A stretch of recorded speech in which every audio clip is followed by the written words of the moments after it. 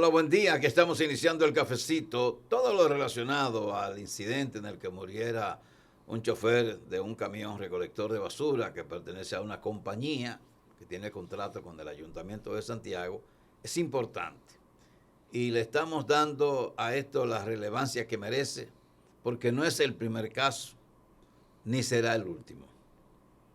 Los motoconchistas, los motoristas son bandas que han llegado a niveles y están llegando a niveles excepcionales de una violencia tal que la autoridad no podrá, ni puede, ni podrá mantener a raya a estos grupos. Porque son grupos que se crean ante cualquier circunstancia. No es nada nuevo, ¿eh? Lo que ocurrió el viernes con este chofer no es nada nuevo. Pero queremos ver la parte legal de este suceso que amerita que le prestemos atención, porque todo el que conduce un vehículo de motor se puede ver involucrado en un hecho similar. No importa que sea hombre, no importa que sea mujer, porque la violencia está presente contra cualquier género, no importa cuál sea. Y hemos invitado al abogado Miguel Díaz para que nos dé un repaso sobre esto y especialmente sobre el anuncio que hiciera la Procuradora General de la República, que este hecho se iba a tipificar como un asesinato. Y eso es lo que yo entiendo que hay que precisar, entre otras cosas. Buen día. Buenos días, Jaime, y buenos días, María. De verdad que esto es muy importante hablar de este tema, puesto como usted mismo decía, no es algo que haya pasado única y exclusivamente hoy, sino que es algo que hemos visto reiteradamente y que cualquiera de nosotros que salimos a manejar nos podemos ver envueltos en una situación como esta. Lo que sí quiero precisar desde un punto de vista jurídico, más allá del sensacionalismo, porque puedo decir que si por mí fuera que esta persona la trancaran para siempre y desaparecieran, porque yo imaginarme que yo manejar tranquilo a mi trabajo y me pase una situación así, incluso perder la vida o un familiar mío, mi madre, mi esposa, además, es algo que a todos los dominicanos nos puede generar indignación. Pero más allá de esto, yo lo que quisiera es que no nos centremos en el populismo, porque creo que la Procuraduría ha catapultado este caso para un tema populista y ha anunciado desde un inicio por qué tiene que la Procuradora General de la República salir a decir que vamos a instruir para que se dé seguimiento a este caso. ¿Cuántos casos nos pasan? Lo que pasa es que tuvo el mediatismo porque un reportero pudo grabar desde el momento, parte de la persecución, hasta el momento de la herida que se le causó a este chofer, lamentablemente. Y por eso se hizo viral el caso y por eso la inmediatez de la procuradora. Pero más allá, vi un anuncio de que era por asesinato, que se iba a tipificar este delito atroz. Me gustaría que fuese así, pero viendo desde un punto de vista objetivo y legal, este caso no va a dar para asesinato. Quisiera que así fuera, como ciudadano, por la situación y la envergadura de la indignación que genera este caso. Pero el caso máximo puede llegar a un homicidio voluntario. Y explico por qué. Con nuestra normativa actual y vigente, el asesinato requiere dos condiciones importantísimas para tipificarse y agravar el homicidio. Y es la premeditación y la acechanza. La premeditación, y ya muchos juristas y la Suprema Corte de Justicia y muchos tribunales han estatuido que para ello tiene que haber un planeamiento de la consecución del hecho jurídico ilícito previo, con tiempo suficiente, y algo que se llama como un elemento que puede distinguir es la inmediación temporal. Esto vemos que sucede el supuesto altercado con el roce del vehículo de recolector de basura y el motor, y comienza una persecución que no se interrumpe. No dio tiempo a que estas personas se pusieran a calmar, decir vamos a planear, vamos a acechar a estas personas, a esperarlo en algún lugar determinado. No, fue una persecución ininterrumpida por una banda, porque podemos decir una banda criminal, porque se constituyeron ahí también un agravante que sí se puede utilizar, que es la de asociación de malhechores. Se juntaron, hicieron un concierto previo para ejecutar este ilícito de darle muerte a esta persona. También incluso se escuchan en los videos personas diciendo que están atrás, porque son un grupo que va y lo saca del camión cuando él se estaciona en el Palacio de Justicia, que eso es un agravante que yo me imagino cómo es que estas personas, cegadas por su ira, por su nivel de endioseamiento de que podrían quizás arrebatarle la vida a esta persona, entran incluso hasta la zona del parqueo del Poder Judicial, donde incluso es el parqueo de los jueces. Ese es el Poder Judicial en el Palacio de Justicia de Santiago tiene diversos parqueos. Uno inicial frontal, del lado derecho, otro del lado izquierdo, y así trasero, derecho e izquierdo. Y ese específicamente en el que entra el camión es el parqueo donde están guardados los vehículos de todos los jueces del Poder Judicial en Santiago. No importan ellos, entran para allá y 3, como se ven ahí en el video, tratan de sacarlo, otro del otro lado lo saca y ahí es donde uno termina dándole las estocadas mortales. Estas personas pueden ser consideradas, los que están ayudando ahí, como coautores y por lo tanto tendrían la misma pena, si se estructura bien el caso, que la persona que le ultimó con el cuchillo. Entonces tendrían que enfrentar una pena de hasta 20 años. Los demás estarían como cómplices porque evidentemente el señor no se hubiese corrido, adentrado allá si no fuese una turba, porque si fuese una sola persona, busca los mecanismos del lugar, era una turba que estaba detrás de él. Entonces estos entrarían como cómplices, algunos como instigadores, y estos tendrían una pena inmediatamente inferior, que es hasta 10 años de prisión. Pero si se le combina con la asociación de malhechores, podrían también tener una pena de 20 años. Miguel, un abogado que sigue el programa anterior, que es Marcos Román Martínez, nos envió un caso, una jurisprudencia, pudiera citarse, del ex rector de la UAS, sí, que mataron en condiciones más o menos parecidas, pero no similares, parecidas en mi opinión. Es así. Entonces él cita que el artículo 296 del Código Penal, viejo, que es el vigente hasta agosto, el 298 es la calificación que recibe el homicidio cuando se le añaden circunstancias que demuestran una intención planificada o traicionera. Premeditación, el 297 consiste en el diseño formado antes de la acción de atentar contra una persona determinada, en el diseño formado antes de la acción, que no es este caso, ¿verdad?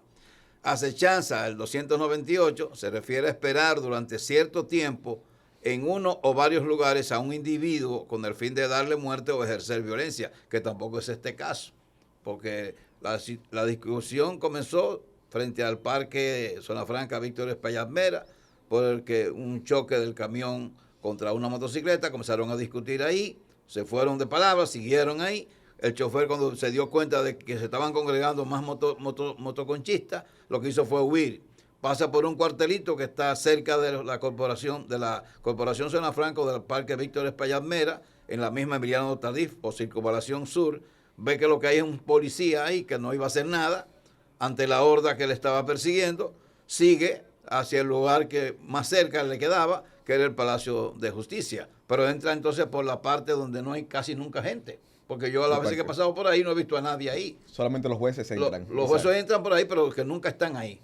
Otra cosa hubiese sido quizás si él entra por la parte frontal, que es hacia la 27 de febrero. Así es. Pero ahí el desenlace ya sabemos cuál fue. Entonces, la parte que estamos ahora por discusión, es si la acusación podría ser por asesinato o por homicidio culposo, dicen ustedes los abogados también. Voluntario. Okay, voluntario. En este caso, por eso es que, y bien la jurisprudencia que trae el colega, nos da las luces de que evidentemente primero no puede haber acechanza porque hay que esperar en un lugar determinado para que la persona se presente. Esto es una persecución ininterrumpida. Y segundo, la planeación previa con tranquilidad y estructuración del plan criminal, que esto no sucede porque es todo en la inmediatez, es decir, es en el calor de la discusión, de la situación, que estas personas le quitan la vida trágicamente a este Miguel, señor. me gustaría que después de la pausa tú nos pudieras explicar si existen precedentes en una situación tan normalizada en las calles dominicanas, que lo vemos incluso enfrentamientos entre ellos mismos, turbas que se arman entre rutas del Concho que se oponen a que otra surja. O sea, ha habido mucho en ese contexto, pero muy poco viralizado como esto, y entonces hoy cobra importancia como si fuera una novedad en las calles dominicanas. Entonces sí me gustaría que después de la pausa nos explicaras qué tipo de precedentes en sanciones hay, en sentencias incluso, si es que las ha habido, para saber, como todos somos plausibles de que nos pase, si ciertamente se pudiera encontrar justicia aún no haciéndose viral un video. Así es.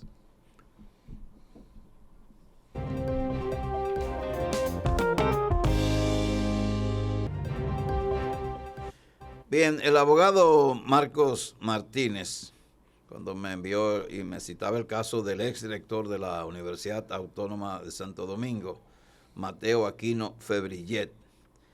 Y este suceso que ocurrió en el 11 de marzo del 2016 fue un hecho considerado como de violencia política. La muerte conmocionó al país, sigue siendo una referencia obligada cuando se habla de ex rectores fallecidos.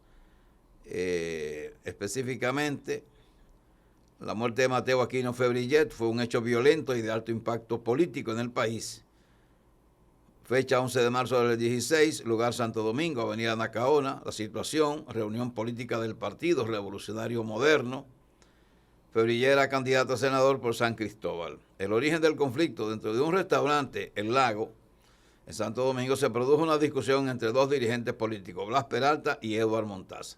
La discusión subió de tono, incluso con agresión física. Febrillet intervino como mediador, intentando evitar que el conflicto escalara.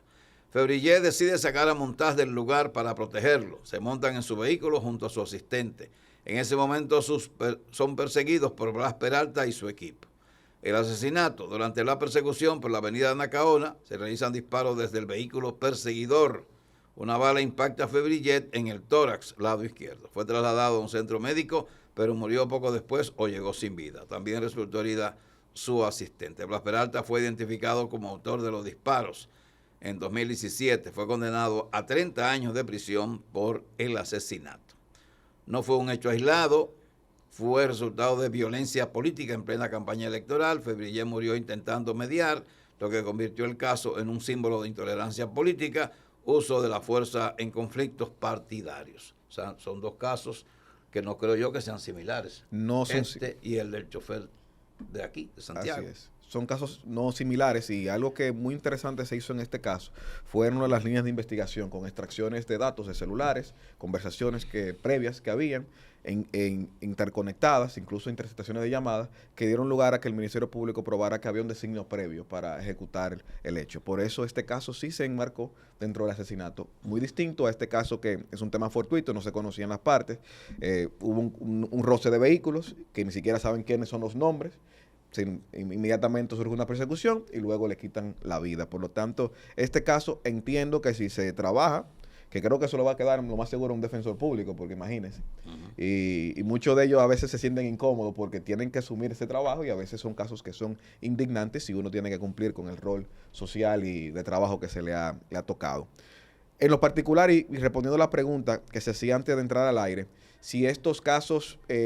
porque este se viralizó, si hay otros que han tenido respuesta judicial, y si se dan mucho, donde normalmente se dan conflictos en temas con un motorista de tránsito y termina alguien ultimado, y estos casos pasan a veces desapercibidos y se terminan en condenas por homicidio, normalmente, o hasta por golpes y heridas. Y son muchos casos que se llevan a la justicia, pero sin este mediatismo, y nadie le da un seguimiento adecuado para corregir esta situación, porque esto pasó ahora.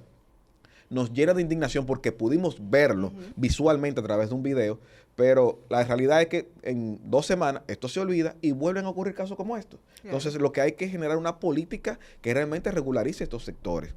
Otro punto importante, y yo lo puedo decir, ¿qué pasa con el ciudadano? Entonces, ¿qué yo tengo que hacer? ¿Tengo que andar armado? ¿Tengo que andar con herramientas para protegerme ante una situación así? Miren, algo que a mí me pasó hace más de 6 años ya. Recuerdo que estaba estudiando en la Escuela Nacional de la Judicatura no sé si era la maestría o si estaba en un curso particular. Y recuerdo que para un tema de estudio dije, yo no voy a manejar. Déjame irme en transporte, en un autobús. Después de ahí no he vuelto más nunca, ni por estudio ni por nada, a irme en un transporte. Recuerdo que fui creo que en la metro bajé, y luego para subir, como la Escuela Nacional de Judicatura está en Gascue, dijo, yo déjame tomar un Caribe Tours para salir rápido. Y tomo ese Caribe Tours. Esto fue un hecho que se hizo viral en aquel entonces, donde un chofer de Caribe Tours mata a un motorista con un arma de fuego. Yo estaba en ese autobús. Recuerdo que salí temprano y no llegamos ni siquiera a La Gómez, y vemos qué es lo que pasa, un altercado. El chofer parece que le tapa el tránsito a uno de los motoristas, y como que se tambalea. Luego comienza a caerle atrás, a tirarle piedras y demás. Se le para enfrente en el semáforo de La Gómez. se para, comienza a coger piedras y le destruye una de las pantallas del vehículo. Luego tengo conocimiento que a esos choferes le cobraban cualquier desperfecto que tuviera el vehículo. El chofer ya estaba en un tono un poco alterado cuando nos montamos en el vehículo. Sabrá Dios qué situaciones tenía, porque estaba quejándose con algunos pasajeros que estaban incumpliendo. Y él sale de su vehículo, lo están amenazando, tenía un arma de fuego ilegal, le dio un disparo en la cabeza, lo mató. Luego se encierra en el baño del autobús. Nosotros, imagínense todos los pasajeros y todo el mundo estupefactos. Recuerdo que yo lo que hago a ti, ¿no? Déjame llamar al 911. Llamo al 911, pero ¿qué pasa? Llegó una turba de casi 30 motoristas. Inmediata. Y comenzaron a tirarle piedras y a remeniar el vehículo, que iban a matarnos a todos. Hasta que no le sacáramos al chofer. Y eso siguió y hasta que no llegaron las autoridades, tenían casi destruido y rompieron parte de los cristales. Lo que atinamos fue, muchas de las personas, a bajarnos, a tirarnos ahí, porque ellos estaban dispuestos a matarnos a todos. Recuerdo que este chofer fue procesado. Lo que sí se alegaba en este caso era una excusa legal de la provocación, pero mientras tanto fue puesto en causa por homicidio. Entonces usted dirá, bueno, me defiendo.